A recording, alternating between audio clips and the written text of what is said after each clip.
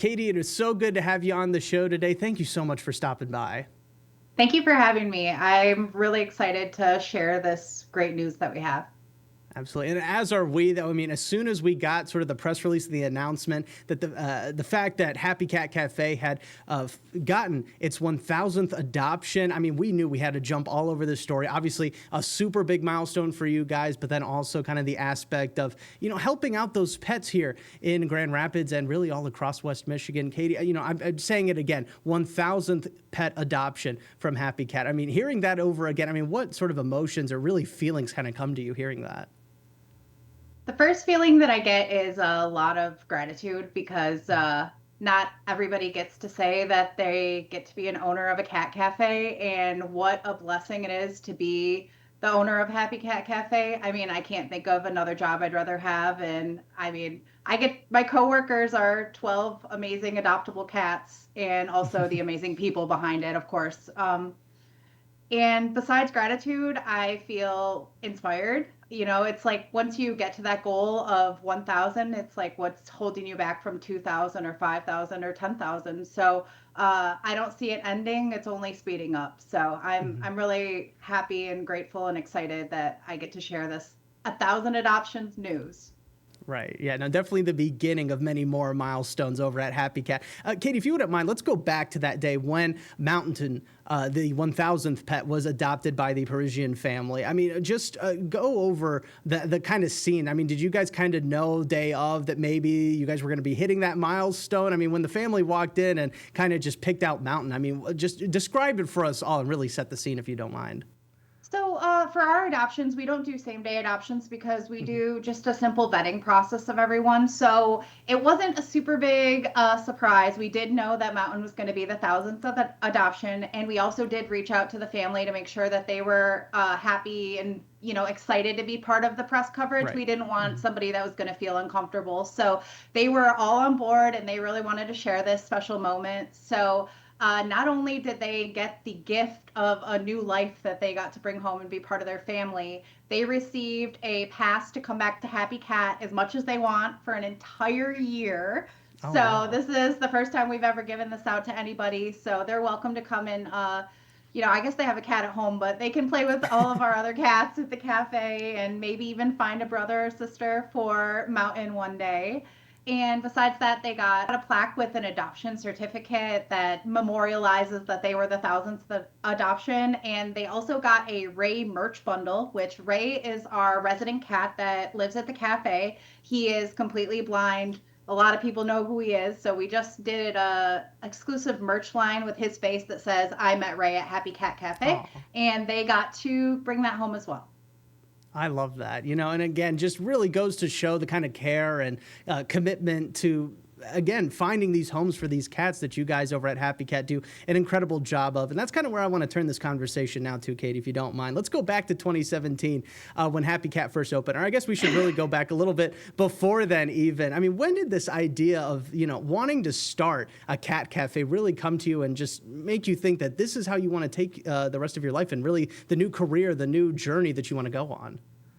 So I was a biology major at GVSU, and Mhm. my last semester as an elective, I decided to take Intro to Entrepreneurship. And my professor was amazing, and I got really inspired to wanting to have my own business. So I was just scrolling through Facebook one day, and I saw an article that said cat cafes are a thing in Japan. And I just got so excited. And you go on that Google frenzy when you find something new. And I found that there were hundreds of cat cafes in Japan, but there were zero in America. So that was when I decided that I was going to open one up in Grand Rapids. And we were the first one to open in Grand Rapids, not the first in Michigan, actually. Mhm.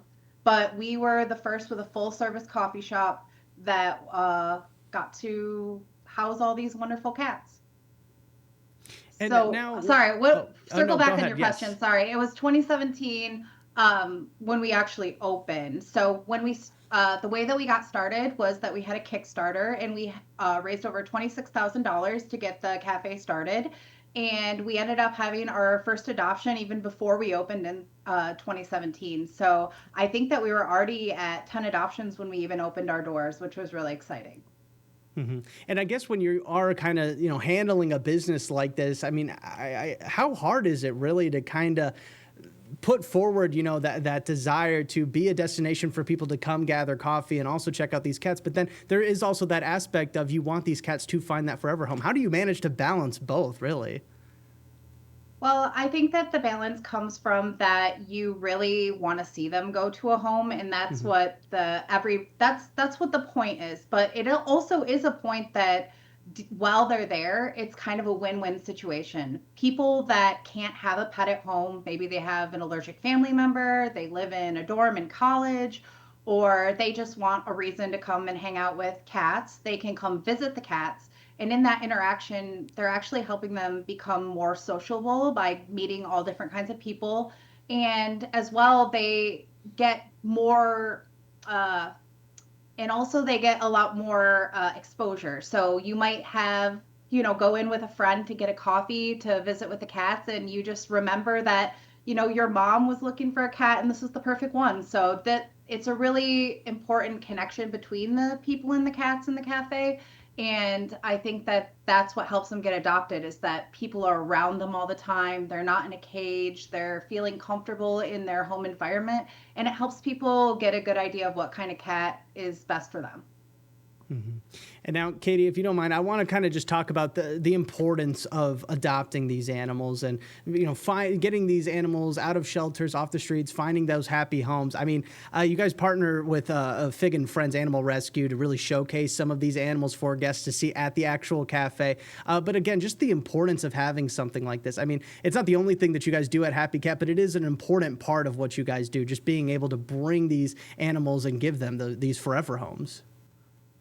I think it's just crazy to think of the impact that just one cat getting adopted gets, because Mhm. on the rescue pipeline side, that's freeing up another cage, that's freeing up another spot, that's maybe freeing up a cat that would have been euthanized in a county shelter that now is going to a forever home and doesn't have to meet that fate.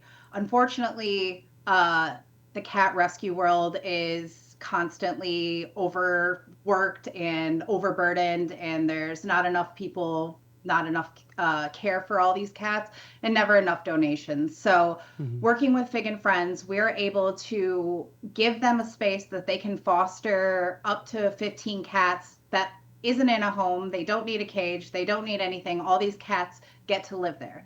And now on the other impact side, we have the family who now has a new family member that gets to live with them and enrich their lives in how many countless ways. I know that in my family, that's one way that we bond is kind of catch up with what's your cat doing? What crazy shenanigans have they gotten Right. into? So I think that pets help families kind of stay together too. Definitely. And, I do love the fact that there is that element to Happy Cat where people can go ahead and meet some of their cats, maybe meet that new family member. For everybody that is watching right now, Katie, if you wouldn't mind, just explain the adoption process, how things really work, because I feel like we're going to have a lot more people showing up to Happy Cat looking to maybe find that cat that they want to take home with them. How does it work? What is everything everybody kind of need to know as far as how to go about finding the right cat for them, taking it home, and again, beginning that new chapter of their lives with a brand new family member? So we work with Fig and Friends Hmm. Pet Rescue, which is a local nonprofit rescue. All the cats are their cats, and they have full jurisdiction as far as the adoption process. So what we ask people to do is to go to either our website or their website and fill out the adoption application. It's simple, it's quick. Once you get it filled out, they check and ask what questions they need for follow up. And once you are pre approved, you come down to the cafe and get to meet whatever cat that you want to bring home that day. If you're pre approved, you can come in and bring your cat home same day.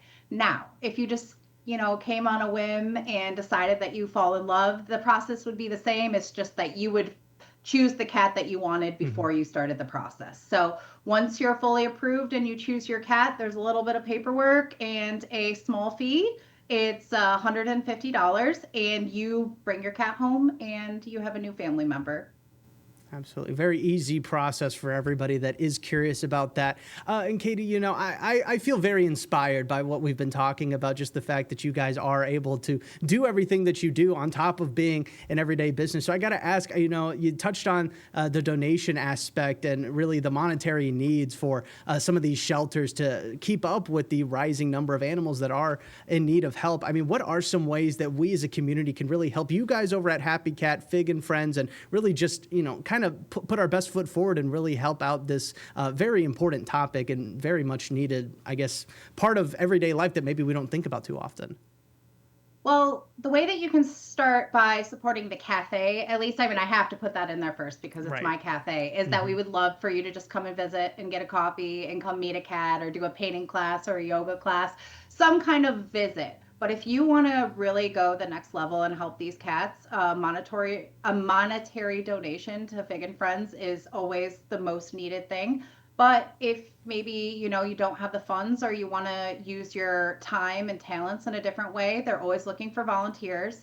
You could be a foster and have cats in your home. You could come and help with doing adoptions at the cafe, or they have deals with PetSmart. They do all different kinds of things. And even if you're not moved to help Fig and Friends, there are dozens of other rescues and shelters that could use your monetary and time donations. So and then the number one thing is please spay and neuter your cats because that's really where the problem comes from. 90% of cats are actually born outdoors. So that means that the problem is coming from wild populations. So TNR, trap, neuter, return, is the new acronym that you need to learn today. And that basically is just stopping the overpopulation problem there. So Happy Cat does the fun part of the adoptions and finding new homes for these cats. But we would hope that there would be a few less that have to come through because there are too many and we can't fit them all. And we really wish we could, but there's just not enough room in any of the shelters. Absolutely. Definitely something important to keep in mind. Katie, before we let you go, obviously you're still reeling from that incredible milestone of 1,000 cat adoptions from out of Happy Cat. But I mean, are you already thinking about the next one? I mean, really, where is your mind at as far as the future of Happy Cat and really this partnership that you guys have been able to build up and really just be one of the premier places for something like this here in the state of Michigan? Well, we really want to just continue improving our experience for both the guests and the cats in our care. We are trying to level up the aesthetics as well as the bones of our business to help it survive in the long term. And we are trying to build partnerships with other businesses and even other rescues that we can help throw our weight around a little bit Yeah, so we right. can help with our backing. We can hopefully help bring more acknowledgement and just support to this topic because, we don't want any cats to be left behind, even if they're not the ones that are at the cafe. All right, great stuff. Well, Katie, again, congratulations on the milestone. Can't thank you enough for stopping by today. We so do appreciate it. It is such a pleasure to be here, and thank you so much for your time and the spotlight that you're putting on these cats. It's so appreciated, and I'm so grateful. Thank you. Of course.